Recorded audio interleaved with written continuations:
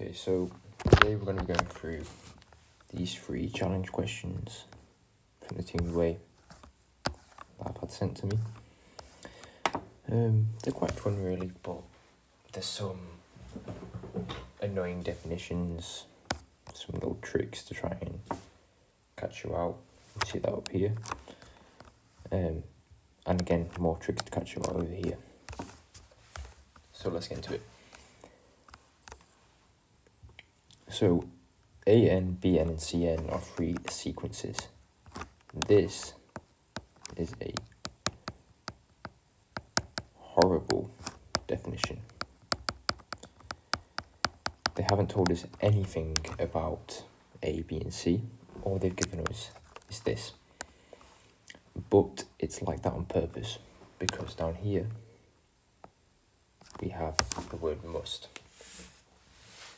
So what we can do is, if we can find a counterexample to any of these, just one counterexample, then we've shown that that must not always be true. So let's go right into it. This first one, minimum of A, minimum of B, minimum of C. Now again, because of the horrible definition, we can kind of just give numbers that we want. So we can consider from this, we can do AN equal to BN for our minimum. And if we do, let's call those K. And then CN is just 1 for the minimum. And then again, we can flip that around. AN equals CN equals T. T equals 1 plus T. And so in this case, we've assigned minimum C to be 1. Oh, I should say K greater than 1 and T greater than 1. So we've defined min CN equal to 1. We define min over here. Bn equal to 1. I should say greater than 2 actually. And then whether AN, so minimum AN can either be K or T. Both of those are greater than 2. If you want, we can call it even greater than 3, just to be specific. Just like a sufficiently big number, just because that over there has an equals. So whether it's K or T, both of these are bigger than 3. So this is a case where min AN greater than 2, greater than min BN plus min CN. So therefore I is false. And that's sufficient because we've given one example where it's not true, so that means it must not always be true. Okay, for part 2 we can do a similar thing. All we have to do is find a single case where this statement here is false. And in fact that can follow kind of from this one. If we just say, we'll assume min AB equals min BN plus, min CN. And we can just say min AN equals 1. That's sufficient for this because we've got obviously 1 less than or equal to 1 plus 1, 1 less than or equal to 2, so that's sufficient.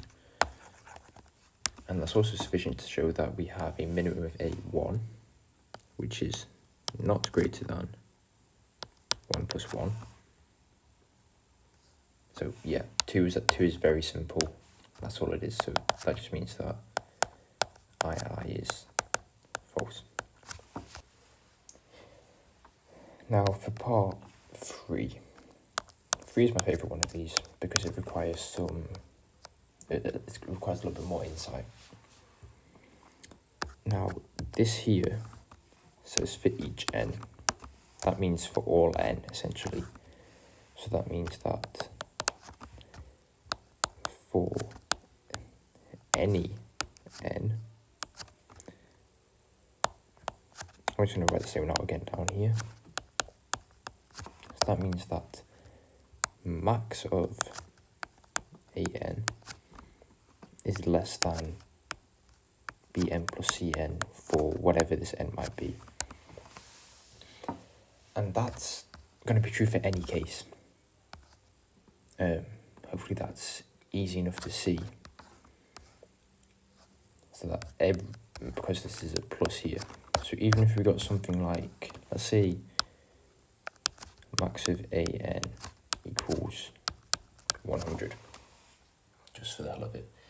You might think you can give me a max bn. You can choose whatever you want for this, because we've still got a degree of freedom left. So let's just say 60.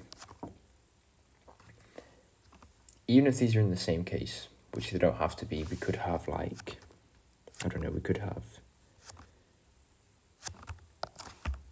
bn equals 30 for this and an equals 80 for this one. Even if we have this case, that implies that cn equals 70, and this implies that cn equals 20. Well, at least I should say greater than or equal to. So, no matter what you choose for these two numbers, whatever you get left over is going to be greater than this 100 or this 60 or literally whatever you might choose for a. And so that means that I'll write it the same as the rest is true for all integer n. Although I suppose it says, so I should have that. And we don't even have to bother with things about 0 because we got the equal to bit there. So that leaves us with D as our answer. Quite an annoying question, mainly because of the definition, but obviously that's what they want you to think. They want you to consider the cases and stuff like that. Now this one, this is actually really mean, this question, but it isn't too difficult. So what I'm going to do is just change all the powers. That one's going to be the same. I want them all in terms of base 2.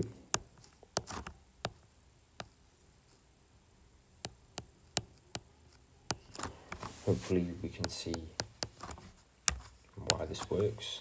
We have 2 to the half 12x, that's just 2 to the x over 2. And now, because we have the same bounds for all of them, all we have to do is look at the graphs, essentially. So we've got to compare y equals x over 2, y equals root x. And whichever of these graphs is taller is going to be our favourite for the largest one.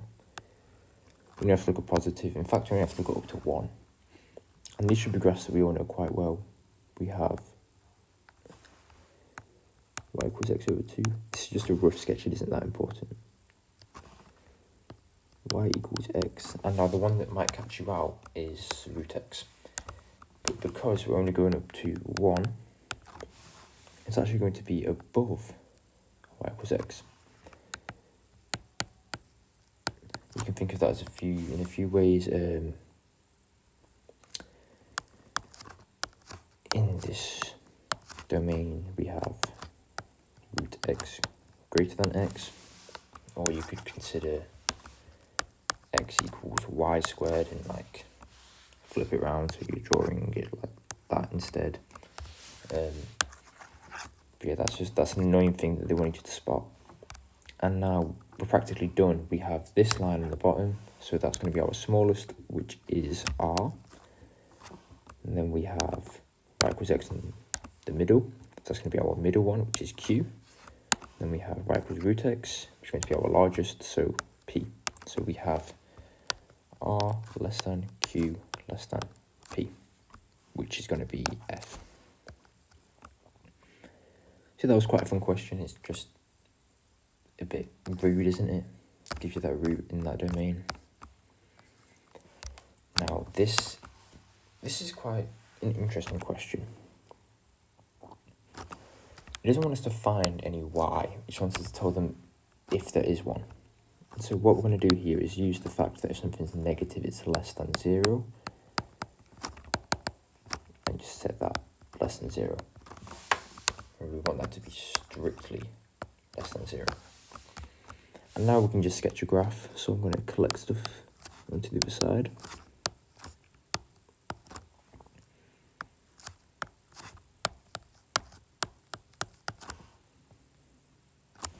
This is for